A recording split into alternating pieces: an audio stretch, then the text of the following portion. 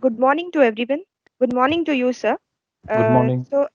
Our guest speaker of today, Mr. Kumarjit Bhattacharjee, is the CEO of Intermac Pharmaceuticals, an integrated life sciences company with its corporate headquarters in Singapore and multinational operations. He is responsible for building and handling their business in South Africa. Mr. Bhattacharjee, sir, is a postgraduate in biochemistry from University of Calcutta and an alumnus of IIMDR in International Business of 1997 to 1999 batch. Sir joined Zydus Cadila, a leading Indian pharma company, as country manager for Kenya. Within a 2 year stint there, he developed their business in Kenya, Uganda, and Tanzania. This success at Zydus took him to a more senior position of regional manager for South Africa in another leading pharma corporate, FDC Limited, better known for their trademark product Electral. At South Africa, he not only incorporated FDC SA, the South African unit of FDC, but he also played a leading role in acquisition of a local pharmaceutical company. Professional career progressed through important senior level assignments. Companies like Walk Into, NutriPlus Foods, and Africa Lab, all through in South Africa. This area of expertise covers from establishing startups to digital marketing and web analytics, along with a wide range of software technological aspects. At NutriPlus Foods, initiative of Farm to Table received wide corporate support. We hope, sir, we will get to hear about it from you today, as this is very relevant in Indian context. We eagerly look forward to hear from you, sir, and I'm sure your words of experience and wisdom will be invaluable learning all the students here. With these words, may I hand over the session to you, sir. Okay, great. So I was asked to talk about the impact of COVID-19 in South Africa and how business and government are trying to overcome this unprecedented challenge. I'll start with that, and then maybe I'll just talk about my experience last 20, 21 years in business and in Southern Africa specifically. So yeah, I mean, COVID has really hit very, very hard in South Africa, like all over the world. South Africa specifically because, as I was mentioning, tourism is a very big sector of employment, and so is mining. But both these sectors have been, tourism has completely shut down last 3 months. So I think a friend of mine runs a Airbnb. He's actually shut down. He's under a lot of economic financial stress.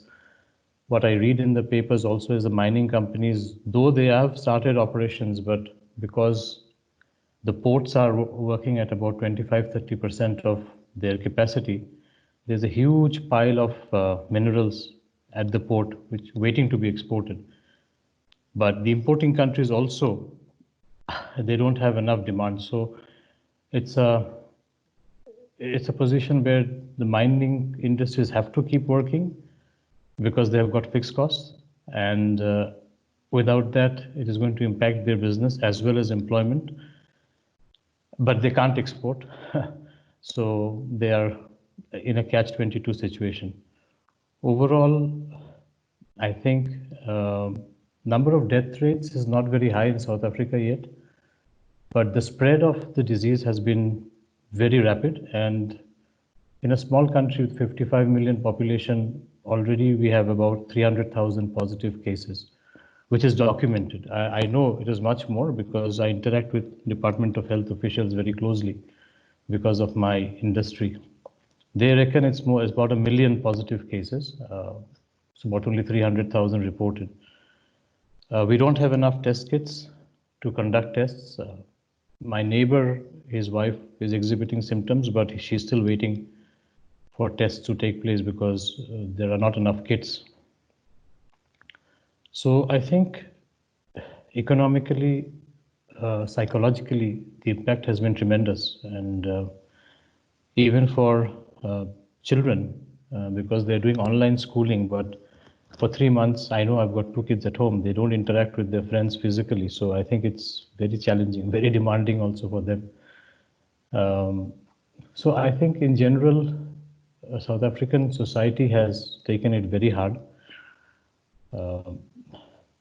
The unemployment rate in South Africa is one of the highest in the world.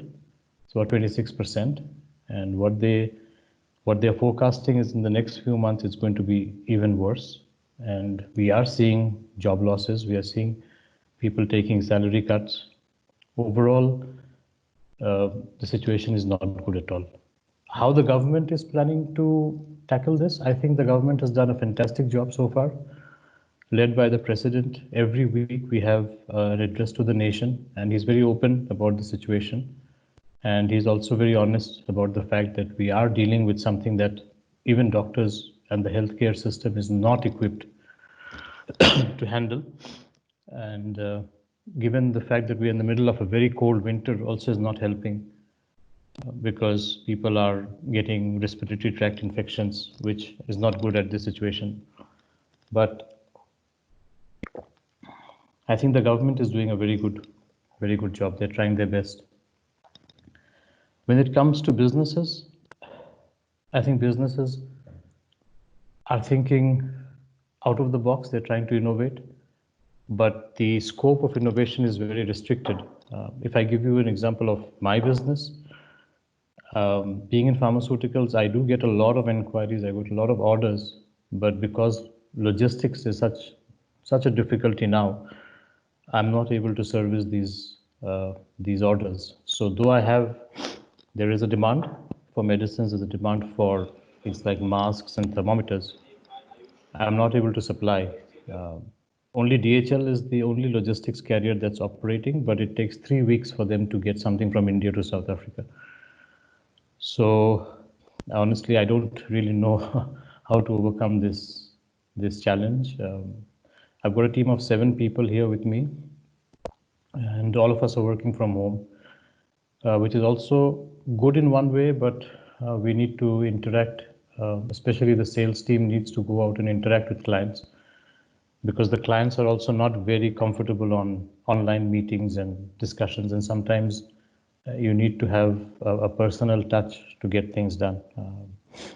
But that's not working here. So it is very difficult. It is extremely difficult. And I don't know, we have experts, virologists, who are saying that the peak is going to happen next month in South Africa. But because we are so global and our supply chains are so global, I don't know whether it's, even if we start flattening out the curve in September, I don't know whether I'll be able to get my supply chain up and running because I get medicines from India, from China, from Europe. So as long as that chain is not working, I really don't think we'll be able to operate even at 50% of capacity. And this is impacting everybody. I know many businesses, I've got friends in different industries. With the exception of IT, I think all other industries are very badly impacted. IT, because of the nature of the industry, they do a lot of things virtually, and they have been doing it for many years. So I think the industry is geared to work in a virtual environment. Other industries are not. And if you look at South Africa, the informal sector is very big, employs about 27% of the workforce. And they have been very badly impacted because we had, up until I think 2 weeks ago, many of the shops were closed except the essentials. Restaurants is a big business here. Restaurants are still closed. They can do home delivery, but people are not getting anything from restaurants. So it's another industry, another sector that's, I think, very, very badly impacted. I don't know of any industry that has been able to overcome this and even operate at 50% of capacity, with the exception of IT. But the other industries, services sector is big in South Africa, very big. The call centers, the BPOs, the KPOs, they are also impacted because they're same thing. Their partners, mostly in the US, are also impacted with this. So business is down. And yeah, I think we are all struggling to come out with some solutions because the interconnectedness of all businesses mean that even if in South Africa things improve, as long as they don't improve in the countries where your clients are, uh, it's not going to work. So my business is very dependent on Southern Africa, and countries like Zimbabwe are in very, very, very big trouble. They have nothing. I mean, they don't even test because I know doctors who are saying that what is the use of testing because we can't do anything, because they don't have hospitals where they can have an isolation center. Same thing with Zambia, same thing with Malawi, same thing with Mozambique. So these are very poor countries, and in a good day also they struggle with just getting through. But with this pandemic, it's really brought them to their knees. So for my business, I think it's it's very difficult because my customer base, the countries in which my customers are, uh, I don't know how they're going to recover. So when their economies are not doing well, everything is impacted. So same thing from my supply side as well as from my client base. I think it's going to be very challenging over the next few months, and nobody knows when this thing is going to subside. I don't think it's ever going to go away. We have to learn to live with it, but it's a completely new environment, and nobody is geared to even um, sort of work at 50% of their ability or their capacity. So yes, I think the government is on the government's part. They are doing a lot in terms of handing out unemployment benefits, uh, trying to expand the healthcare base in terms of number of beds, and doing a lot of mobile testing. A couple of local companies have come up with test kits. So, and the government is giving them a lot of support in terms of grants.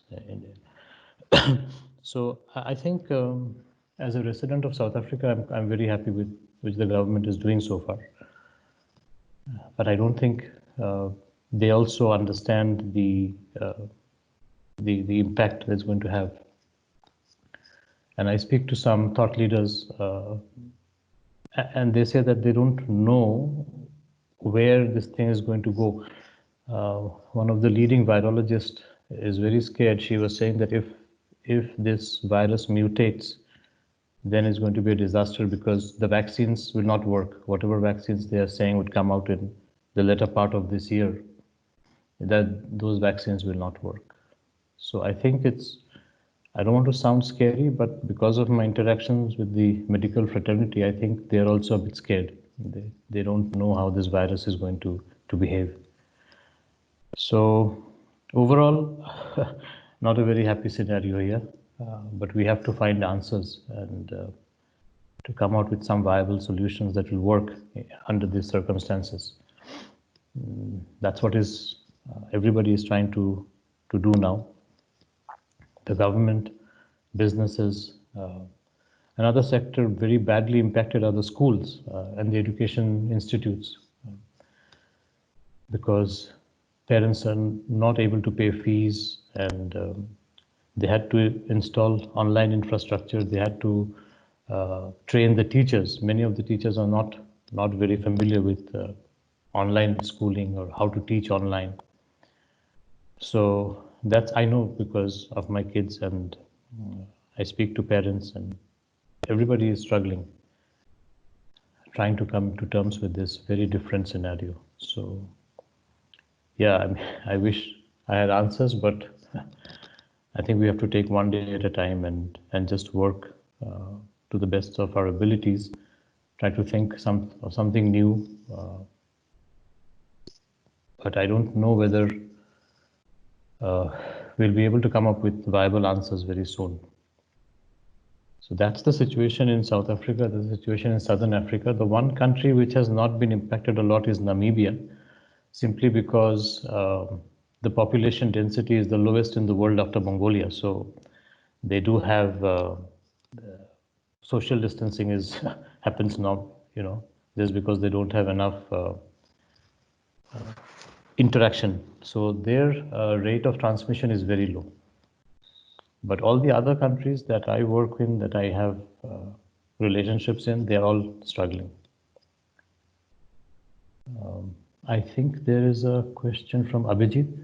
Yeah, Abhijit, go ahead. Yes, sir. Sir, you have mentioned, you have clarified all the worst scenario currently happening. But sir, Yes. I just want to know what is the positivity in that? Do you find any positivity? Because it was saying that now every cloud has a silver lining. So what could be the positivity in this situation? Yeah, the positivity that I see is the positive attitude of people in general.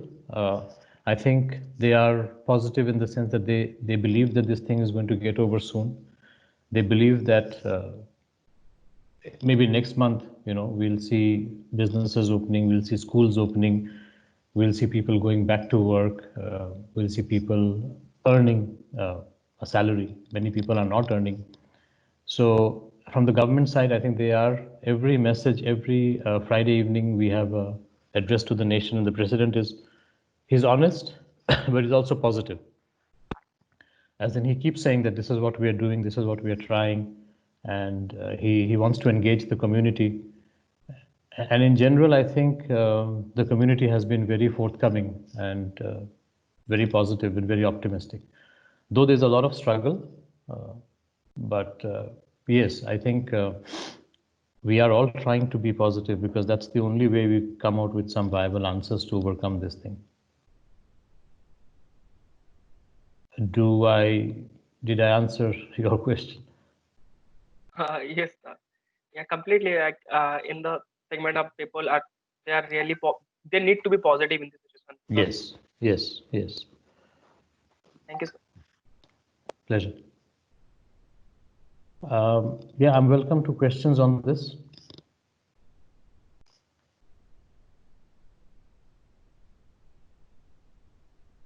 Okay, so yeah, so that's in a nutshell what is happening in Southern Africa and how the governments. I don't know much about what the governments in the neighboring countries are doing. What I understand is they're not doing much because they don't know what to do. South Africa, I think, is leading in terms of engagement with the community, engagement with the medical fraternity, and trying to come up with answers. Yeah, Abhijit, you've got another question. I see your hand is up, or Yes, sir. I am Dr. Abhijit Shivne. yes, sir. I would like to ask one question, because now this pandemic situation is there all over the world, including Correct. India. And you are in pharmaceutical sector. So I have a question regarding vaccine development.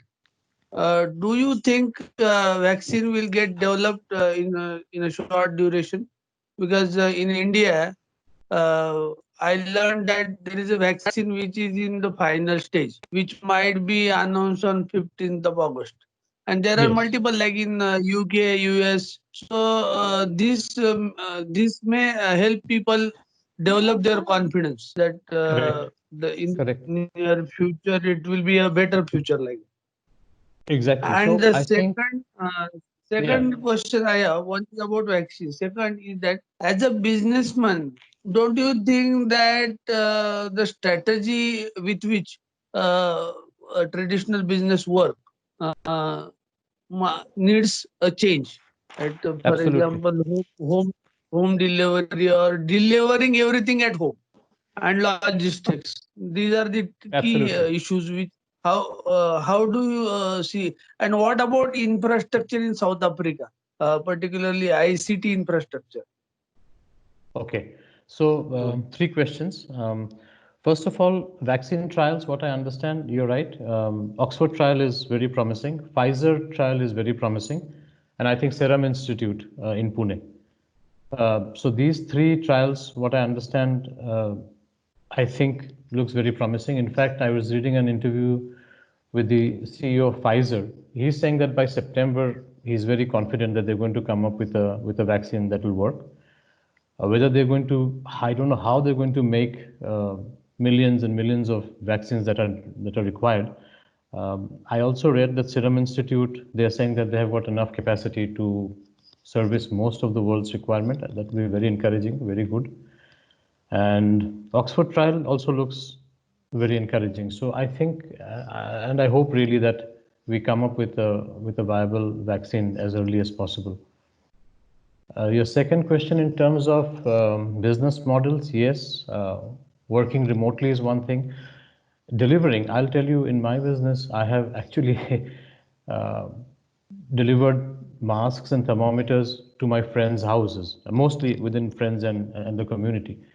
So they don't want to come out. So we have engaged one logistics company that picks up from our warehouse and delivers personally to their houses. So I think that's one, if you call it innovation or just a requirement of the times. So this is the first thing. Also, some medicines we have delivered personally using a logistic company. So many businesses are innovating in terms of mostly their supply chain because people are scared to go out, and they would be happy if we can deliver to their homes. That's one thing I've seen happening in South Africa at least, and we as a company have also done that. And yeah, in terms of ICT, South Africa is very developed. South Africa's ICT infrastructure is very, very good in terms of bandwidth, in terms of internet penetration, in terms of smartphone penetration. South Africa is, I think, very well developed in that sense. So working from home or studying from home is not really a problem. Yeah, I hope I have answered your questions. Yes, sir.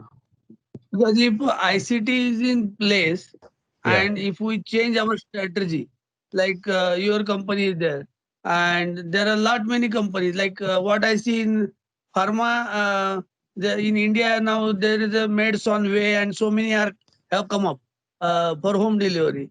But in retail, they are not ready to do that. So Yes. that is what I see in business world, that people don't want to change, shift from their traditional, like we have D-Mart in Pune or some big bazaar. They are not ready to switch their gear, right, to this change. Might No, be I think difficult.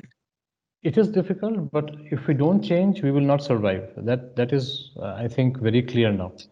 We have to change our thinking. We have to change our business models to adapt to this new situation. Otherwise, you lose customers. Otherwise, you lose credibility. So, I think it's very important to be flexible. Very important to be agile. It is difficult, but we have to do it. Yes, sir. Sir, this is Raddive again. Yes, sir. Yes. Uh, Yes. as you said, yes, the flexibility has to be there to change. Just a curiosity: is the South African society and the South African ruling system showing any tendency or inclination to change and explore new avenues? Yes. Yes. And it comes from the government. I think I'm very impressed by the way government has changed the way that they're doing work. Right from the local councillor, we have every suburb has a councillor. So our councillor lives down the road, and I've seen the way that she's working. She's connecting with everyone. She's got all our numbers. We have a WhatsApp group. Every couple of days, she'll send a WhatsApp. Is everyone okay? That's how I knew that my neighbor's wife is not well, and the local councillor is organizing a test. I think hopefully today there will be a test. So I think right from the grassroots level of the government to the president, I think everybody has been remarkably flexible and remarkably open to counter this pandemic. And in the system there, the councillor is elected or nominated? Councillor is elected. Okay. Councillor is Just elected. We have local council elections. Councillor is elected. Okay, good. Please carry on, sir. Okay. Um, So I think with regards to my main topic, I think I have covered whatever I could, because this is an evolving situation. So there are no answers yet. And we have to just keep watching and keep adapting as things move. And with regards to my career and to my learning experiences, I have worked in three different industries over the last 21 years. I started in pharmaceuticals, then I moved to commodity trading, and then I had a stint in IT. Many people say that why did I move industries? Because it's risky. It is risky, yes. But I think it's just my nature. I do get bored very quickly. So after 6-7 years, I need to move. My wife says I've got the 7-year itch, and but this multiple. I left my trading job now 6-7 years, 6 years, and I still get emails from my previous customers. I just have to direct them to the person who's looking after my portfolio now in the old company. So I think personal relationships are invaluable. I mean, really, if you have the, and it's a skill. I think when I started my career, I was an introvert, and it's not necessarily a bad thing to be an introvert. I'm still an introvert, but I've learned to develop relationships and to grow relationships. It's extremely difficult, but I think this is something that I can't really tell you how to do it because I've learned it with experience. And I would say maybe 80% of my success in business and in life has been because of my ability to develop and to maintain relationships. So it's critical. It's critical. I don't know if there is a way to do it. As I said, I learned it from experience, and I try to even tell my kids, especially, to learn this skill and to learn the skill early in life, and it's going to be very helpful. The reason I wanted to ask you this is many a times whatever interactions happen in today's world are considered to be transactional. Until the time there is no personal paradigm. See, businesses have their ups and downs. You may not get an order every time. Absolutely, Yeah? absolutely, absolutely. But there are always desperate times in a salesman's timeline, and that time, you know how having a good relationship helps. So maybe Absolutely, if you could absolutely. share some experience on those lines. Yeah, one interesting experience happened in Kenya very early in my career. You know, month-end pressure is heavy, and so I was very new in Kenya, and I was in a place called it's in the western part of Kenya. It's very close to the Lake Victoria, and I had to meet my quarterly targets. And I went there, and they're the biggest distributor there. And so I took him out for dinner because my intention was to get some order out of him, and he was not ordering for quite some time. So I went and I told him, and he has interacted with Indians who are vegetarians. So he told me that no, I don't want to go out to dinner with you because I love fish, you know. And I said, you know, I also, from where I come from, India, we are fish eaters. I mean, we eat fish maybe 4 times a day. And he looked at me and he said, no, all Indians are vegetarians. And he said, no. I said, no, I'm not vegetarian. And then something clicked, and we went to a small restaurant by the shore of this great Lake Victoria. And we had fish, and we developed a relationship over fish. And he saved my day. He saved my quarter with a very big order. I was not expecting that order. And till today, I'm in touch with him. He does come to South Africa, and we joke about fish and how our relationship was built over fish, you know. So that's a very interesting anecdote that comes to my mind. Another sort of relationship that I built when I was in my commodity trading business was I have this client in Cameroon, and his wife was very sick. And you know, in West Africa, because it's francophone, they blindly believe anything French. And he used to take his wife to Paris, and he used to complain that it's so expensive, so expensive. And I kept telling him, why don't you come to South Africa? And I'll help you because I know of you. His wife had a problem with her eyes.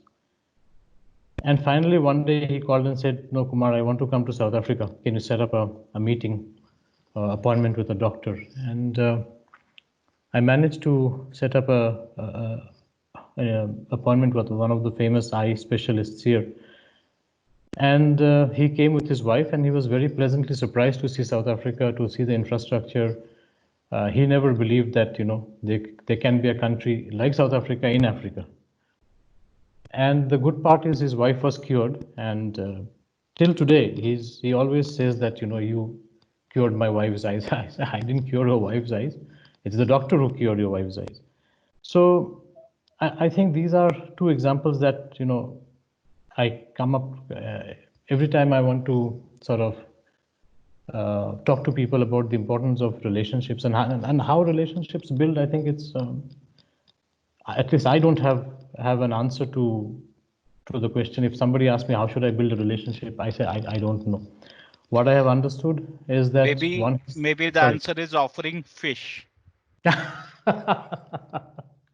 Yeah, maybe, maybe. But what I have realized is as long as I'm able to keep my integrity, and as long as people know that if I say something, I'll do my best to try and to fulfill that. Many times it is not possible to do that, but if the other person realizes that I have gone out of my way to try and fulfill whatever I promised, I think that's a big sort of bond that happens, and relationships grow out of it.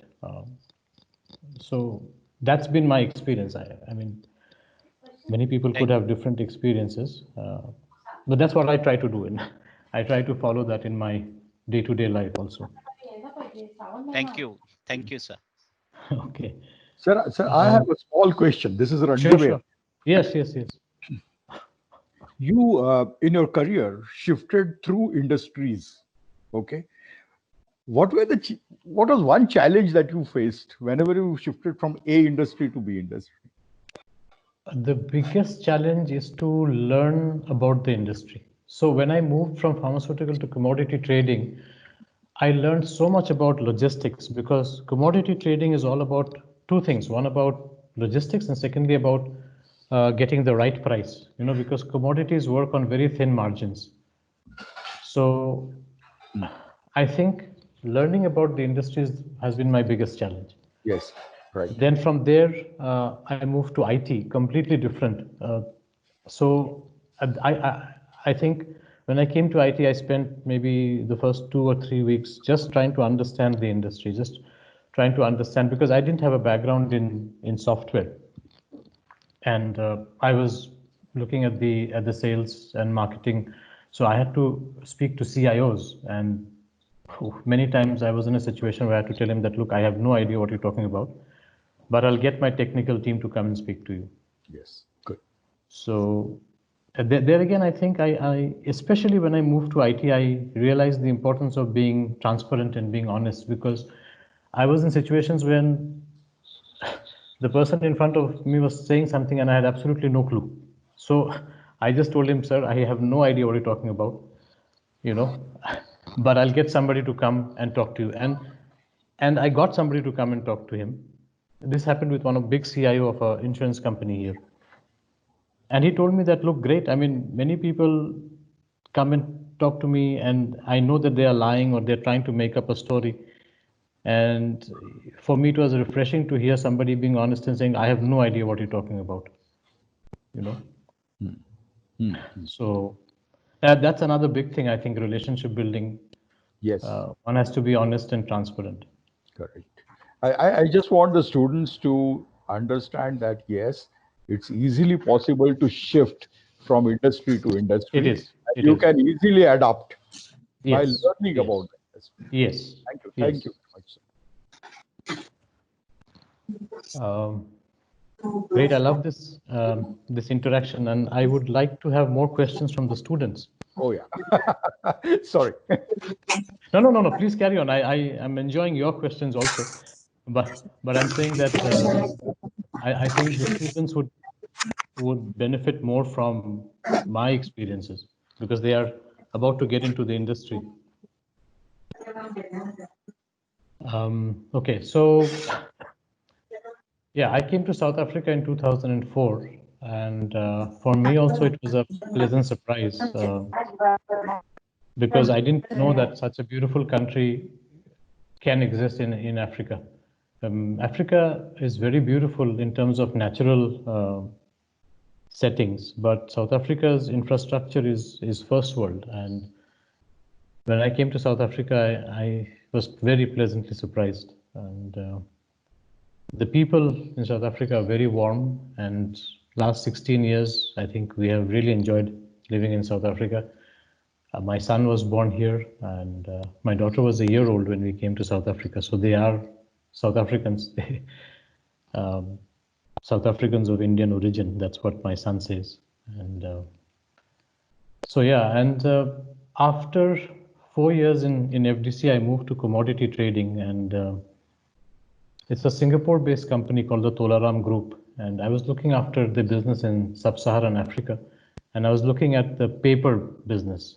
They had a lot of businesses like pulses and rice and beans, palm oil, and all that stuff. But I was looking only at the paper side of their business.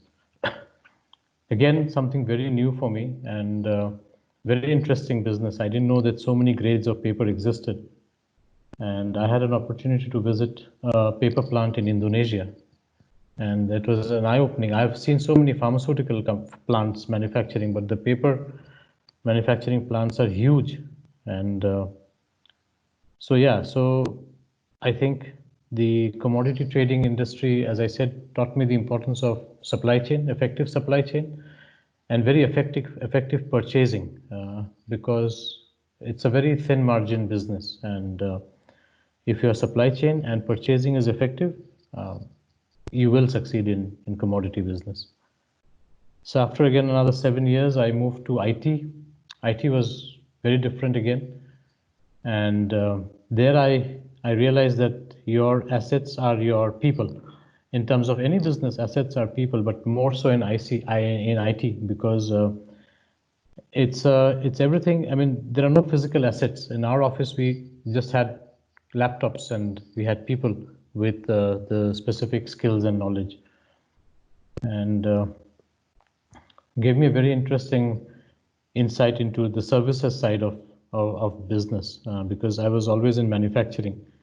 So when I came to IT, I understood the importance of services in the whole scheme of things. And South Africa is very big in the service sector. So it was very interesting, a very rewarding experience.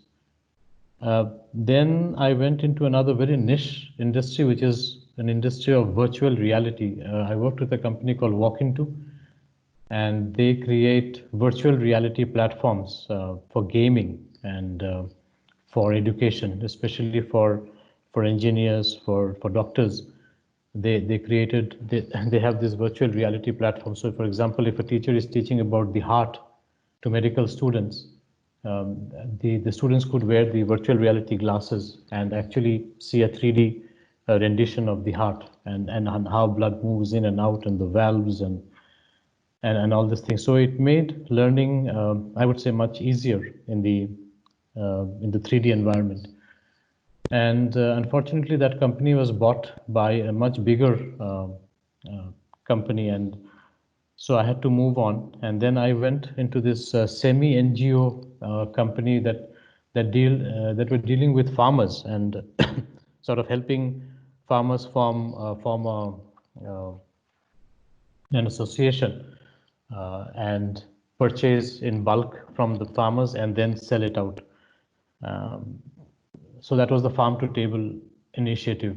And I think it was another very interesting episode or time in my professional career, because I got to interact with farmers and, in fact, live with farmers for a week at a time and understand their lives and how simple their lives are and how happy, but very challenging, very challenging, because they deal with very unscrupulous buyers, and these buyers sort of give them nothing, and they make a huge margin in between. And our aim was to cut that unscrupulous middleman and try and sort of buy in bulk from them and give them fair value for their product, for their efforts, and obviously try to make the supply chain more efficient. So it was very interesting phase of my life. And then again, the NGO that I was working with, they had some issues which I'm not very aware of, and then so the whole thing collapsed, actually, very unfortunately. And so after making huge efforts and gaining the trust of the farmers, we could not really deliver over a long time. So then I moved back again to pharmaceuticals, and for the last year I'm back in pharmaceuticals, back where it all started. And yeah, so this company that I'm working with has got very ambitious plans for Southern Africa. Southern Africa imports about 80% of its medicine. So what we're trying to do is trying to set up a manufacturing unit here in South Africa and one in Botswana to cater to the local needs more efficiently, more cost efficiently, more effectively in terms of deliveries, in terms of supply chain. So yeah, I mean, until this corona happened, I think we were moving very well in this direction.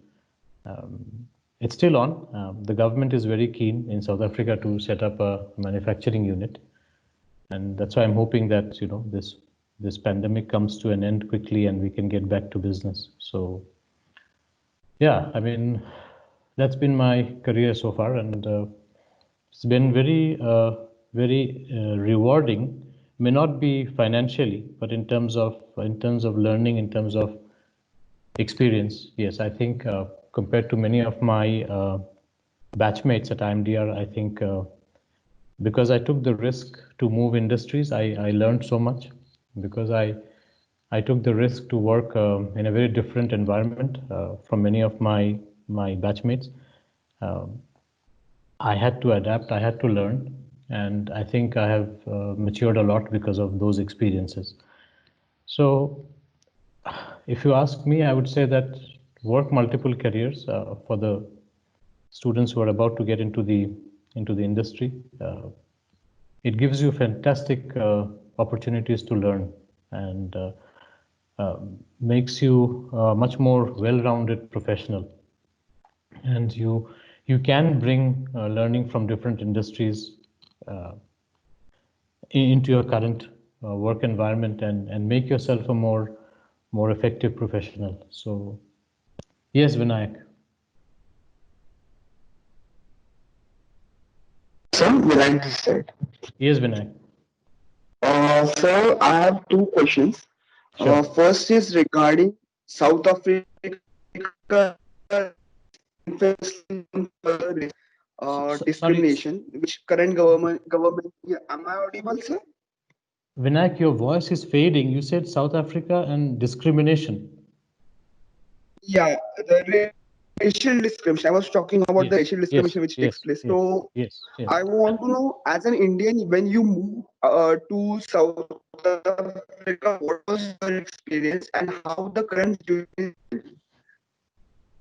Okay, so when I came to South Africa 16 years ago, I did face some discrimination, to be honest. It's just the apartheid, the legacy of apartheid is still very strong. Wealth is still in the hands of the white people, and they do control most of the businesses. It's very difficult to make even to get a toehold into businesses here, because the white industry is very cartelized. So they want to work with white people only. And so that's what I said when I came here. The barrier to entries were immense, and we were very fortunate to get to buy a factory here, and so it made our entry into South Africa very easy and very quick. So in less than a year, I think we started doing a turnover of, if I'm not mistaken, about just under $1 million.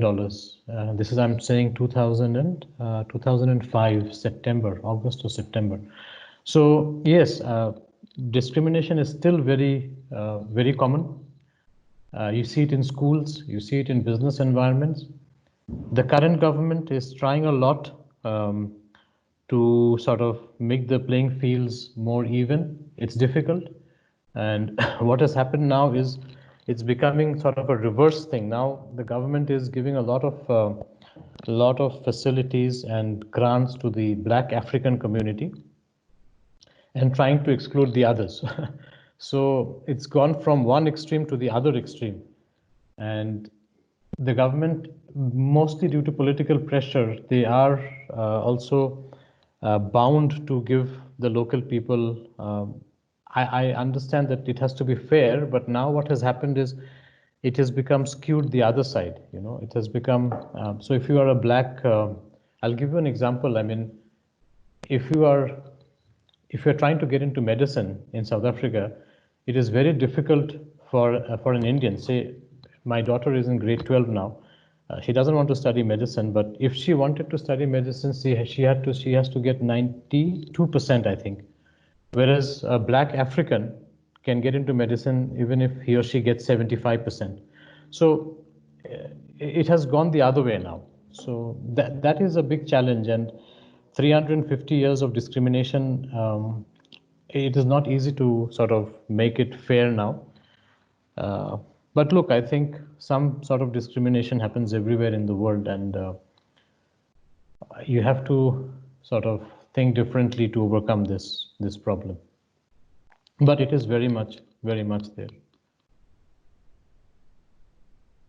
Did I answer your question? Yes, sir. Yes, sir. So there's one more question I Sure, have. sure. So as you mentioned earlier, the times have been changing.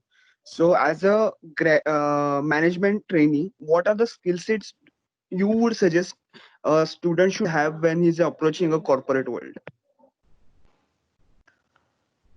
Well, what we learn in college is very helpful in terms of from the theoretical side. When you get into the work environment, it is a matter of applying what you have learned, and much more, actually. I personally have learned a lot on the job.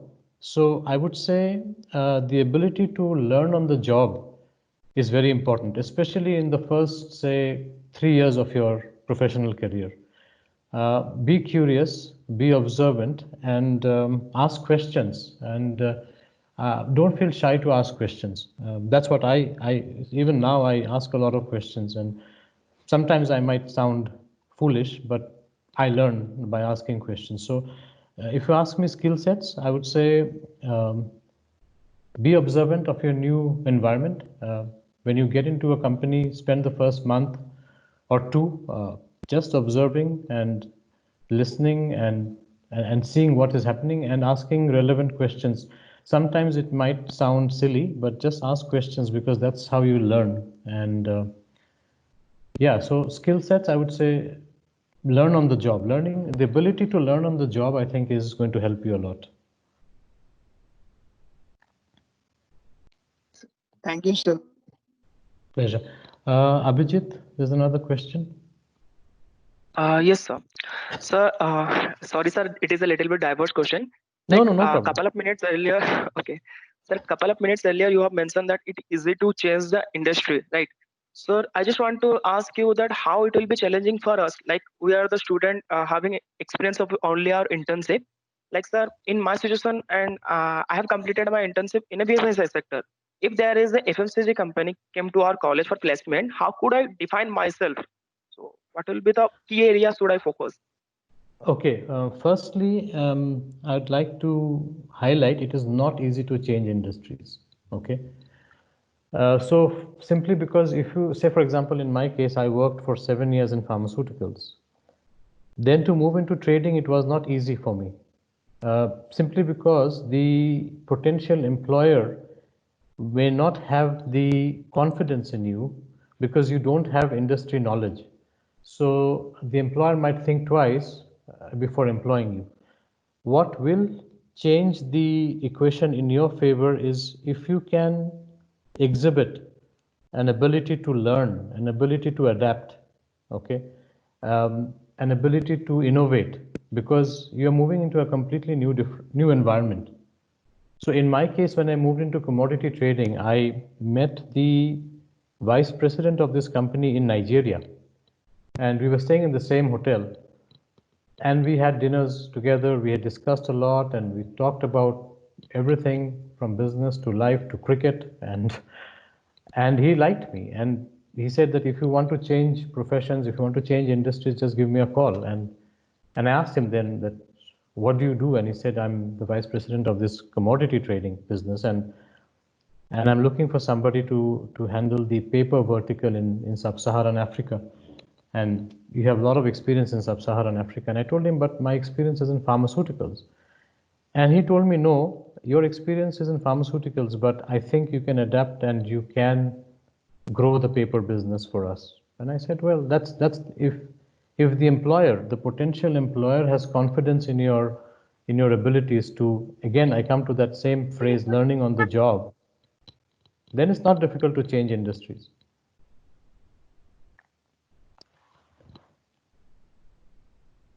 Yes, sir. Thank you, sir. Thank you for that. Okay, great. Yeah, I would like to have more questions.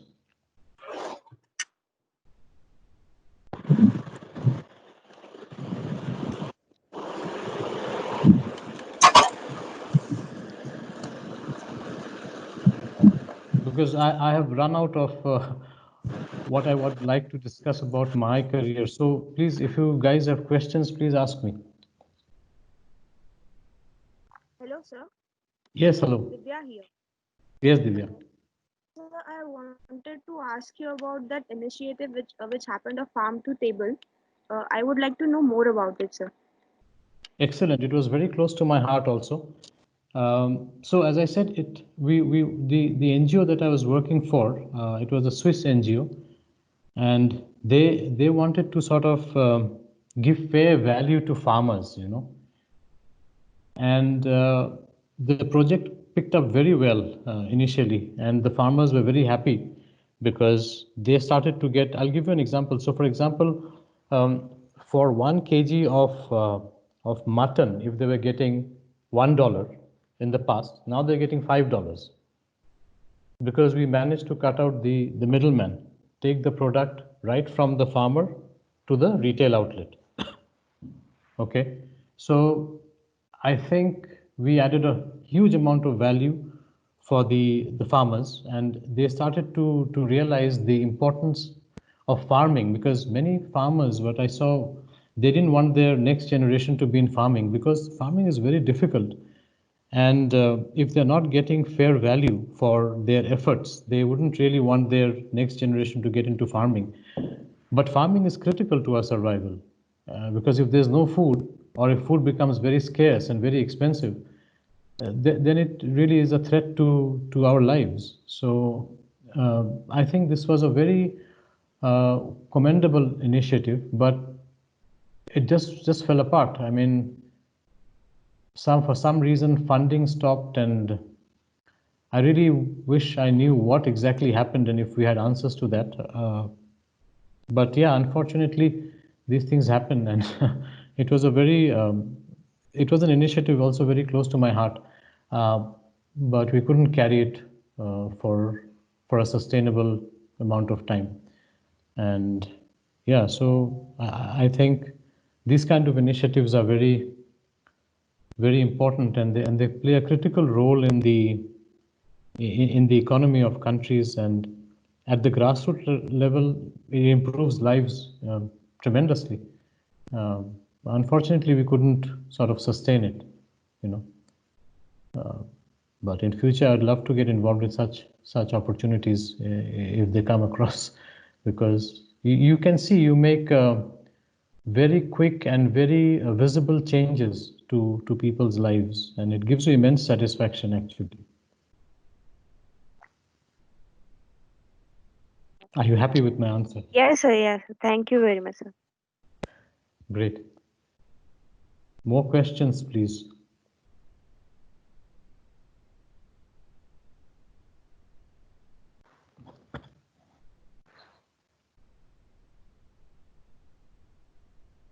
No questions. Well, I really don't know what else to talk about. Questions make the session more interactive.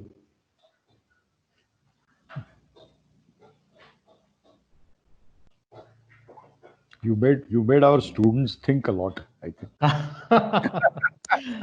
I'm happy. Yeah, I think if I could manage to make the students think, well, I think I'm happy with the session then. Yes, Parikshit. Sir, am I audible? Very much. Yeah. You made that comment about changing industries and getting to know the ins and out of the new industry that you are working with. Yeah. So, do you have any plan on how to do it? Do you have any particular discipline that you follow to gain knowledge? What is your mantra of success? Look, by nature, I'm very curious. I read a lot about different industries. For example, now I'm reading a lot about artificial intelligence and machine learning. My training has been in life sciences. I did my master's in biochemistry, so I was very interested with how the brain works, you know. And when I completed my master's in '96, there wasn't a lot of opportunities. I wanted to work in that field, but there wasn't a lot of opportunities in the neural networks or in neuroscience at that time.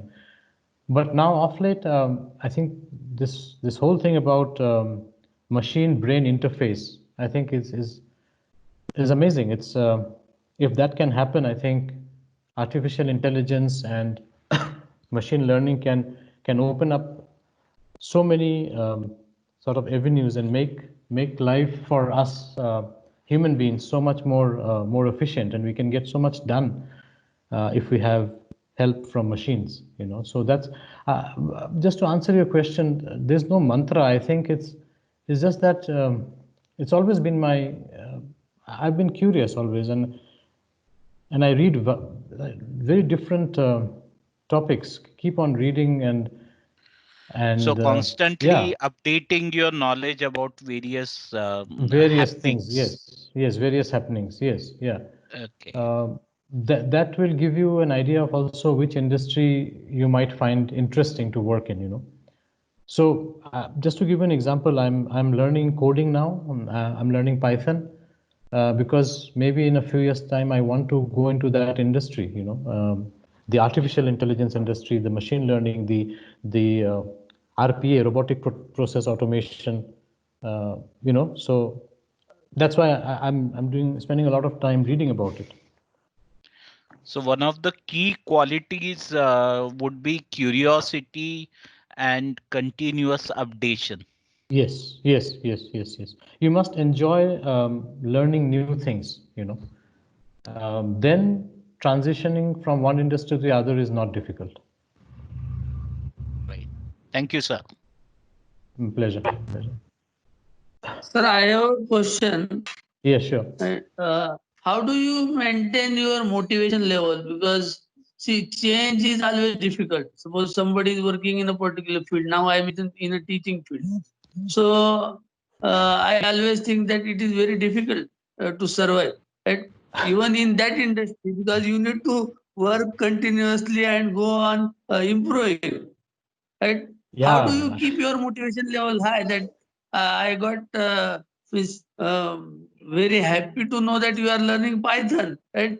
And a candidate at the age of 22 says that I am now tired of learning. No. Right? No. How I to think, as deal I with said, this situation?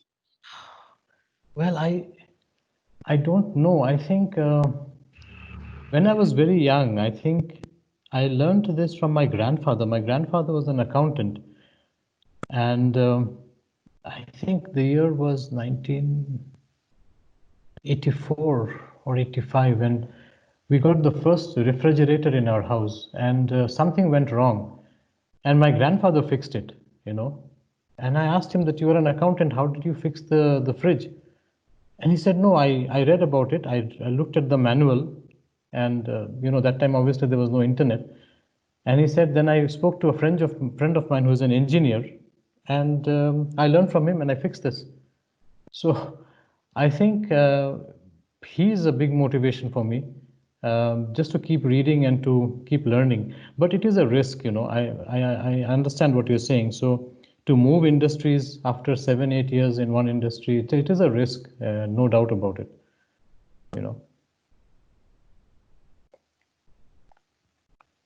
And the second, like, what message will you give to the new students? Like, because sometimes what we observe is that they are very choosy in getting a job at entry level, which they want specific finance job in a particular desk type job, not related to marketing or something, with blah blah blah. So many conditions.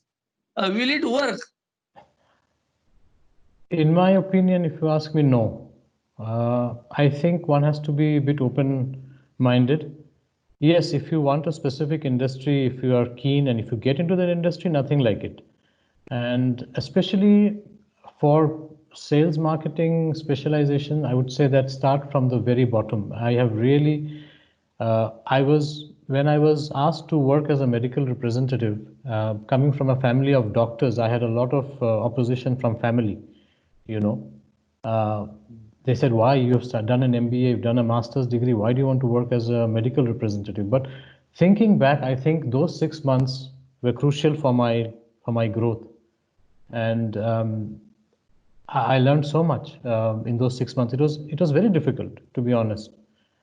And so especially for for students who are specializing in sales and marketing, my suggestion to them would be to start from the very bottom. So if you are in FMCG, start from getting orders from retailers, taking the orders to the distributor, working with your CNF, 6 months, 1 year, and you will not look back. That learning is going to be incredibly helpful when you sort of progress in your career, become a manager.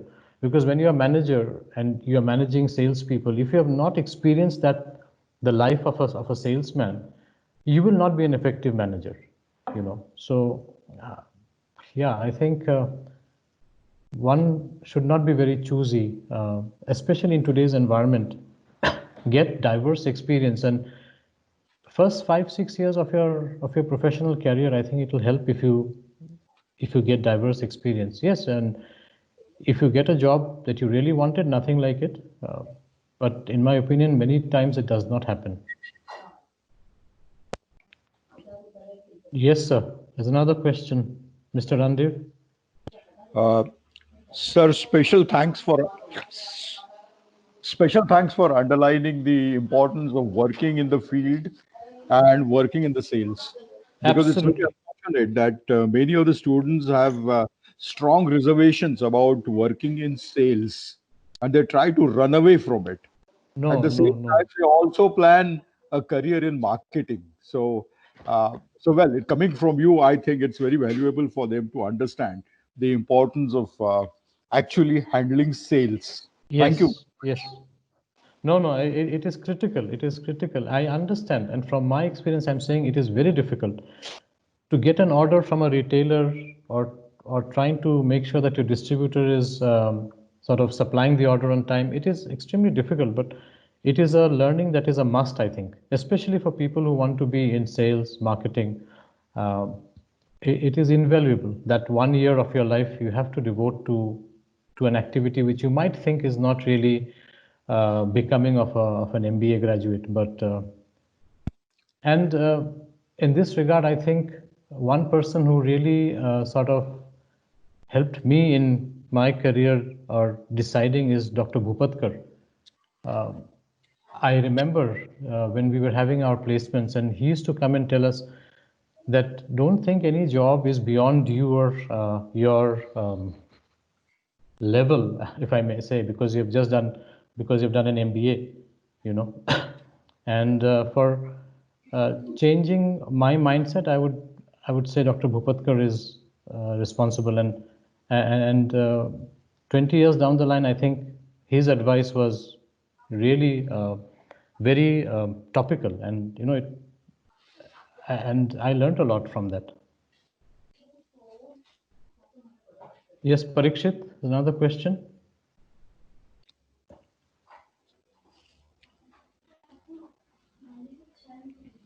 Giribala, there's another question, please, guys. Yes, good morning. I'm Giribala Devastari. I had placements here at IMDR. Okay. Pleasure to listen to your discussion in this forum. I totally enjoyed it. Thank Now, you. we had an opportunity from overseas, especially Africa, Nigeria actually, in the last placement season. And a Okay. lot of students had inhibitions, anxieties. Parents Okay. had their anxieties in I terms of understand. applying for overseas opportunities. And I despite understand. the opportunity being a very good one, we found that there were less applicants.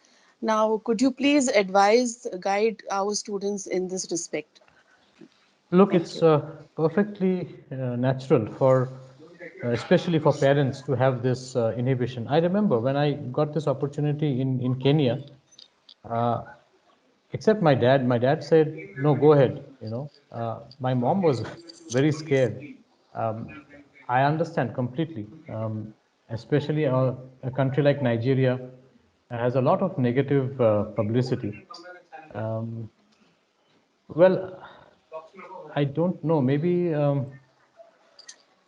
it also depends on the individual. Like for me, I always uh, enjoyed going into unknown territories. So for me, coming to Kenya wasn't a big mental block, though my family were very scared, to be honest. Um, yeah.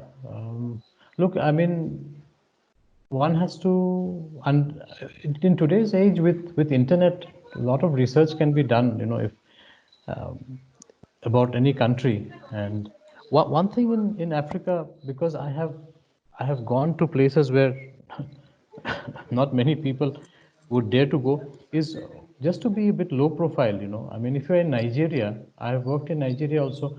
I never used to wear a watch or even my wedding ring when I used to go out in the field, you know. So just have to be low profile and not be very conspicuous, you know, because of poverty, there is crime. Poverty, I think, is the main reason for crime in Africa. And when people see you wearing flashy watches or carrying your iPhone, they get tempted. So if a young graduate has to go to Nigeria, I think it's a wonderful experience, and even financially, it's very rewarding. A country like Nigeria offers excellent salaries because the perception is that it's a very difficult country to live in, and businesses don't get good talent to come to Nigeria. So I would say, I mean, just go ahead. I mean, you are young, and just be a bit careful in Africa because you don't want to be, you don't want to attract unwanted attention. So, yeah. And in future, if there are any such offers, and especially in Nigeria, I know many businesses there. I would be glad to help in any way in trying to motivate the candidates to go. So please get in touch with me. No problem. Thank you so much. Thanks a lot. No, no, pleasure, pleasure. Another question, Subha. Hello, sir. Hello, Subham. Yes, sir. I have actually have two questions. Sure. Has this pandemic in any way benefited pharma industries? Yes and no. Yes, as in there's been huge demand for medicines, for gloves, for thermometers, for masks. No, because of logistics issues, we have not been able to deliver even maybe 30 or 40% of of the demand. So there has been an increase in demand, but we have not been able to fulfill it because manufacturing constraints and logistics constraints. Okay, sir. What is your second question? And my second question is, if vaccine is developed in near future, how long will it take to reach everyone around the globe? Oh, fantastic. Very important question. In fact, on Tuesday, I was in a meeting with one of the NGOs here who are planning to bring in the vaccine. Two questions that they were asking is, one is, will the price of the vaccine be too high so that it will not reach the community? And secondly is, will the manufacturing facilities have enough capacity to make, I don't know, billions of vaccines? So I think a very pertinent question. We'll have to wait and watch how things evolve over time. Yeah, sir. Thank you, sir. Pleasure. Great. Any more questions?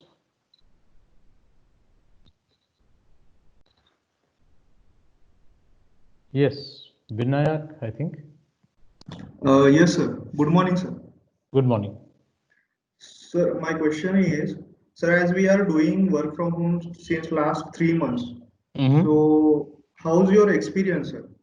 And how you tackling the problems or the disturbances which are occurring at the home? Very interesting question. Yes, disturbances at home. I'm lucky because my kids are 18 and 15, so they don't disturb me. Okay. And I'm also lucky to have a room for myself, which is my study, so I work from my study. But yes, it's a big hindrance. I know friends, especially who live in India, they're struggling, and working from home is not easy. And yes, personally, for me, I'm a people's person. I like to meet people. I like to interact with people face to face. You know, that's been my training over 20 years. So for me, especially like I'm talking to you now, I can't see you, so it's not, doesn't work for me. You know, so I try to go out and I try to meet people face to face, and it's been tough working from home for me. Not from the other part, I don't have any disturbance, but just because my training has been to meet people. You know, I've been right from the day I left IMDR, I've been working in the field. I go and meet people, and that's when I'm most effective, you know. So sitting at home, video conferencing doesn't work for me.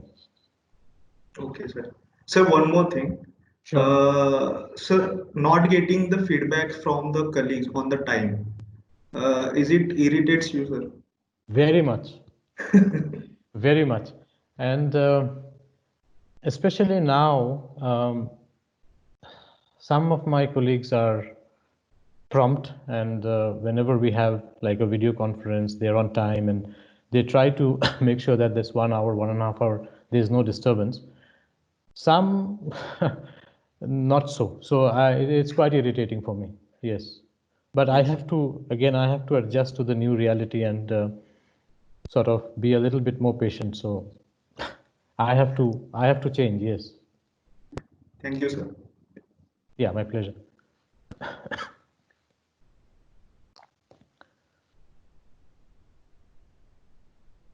Any more questions? So, sir, I think there are no more questions from everyone. So Okay. thank you very much, sir. It was a really insightful session. We got to know many things.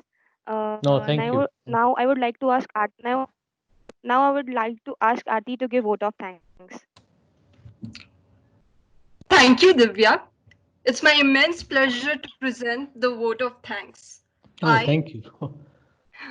I, Aarti, on behalf of Deccan Education Society, IMDR, would like to thank you, sir, for giving us time and enlightening us on the impact of COVID-19 in South Africa.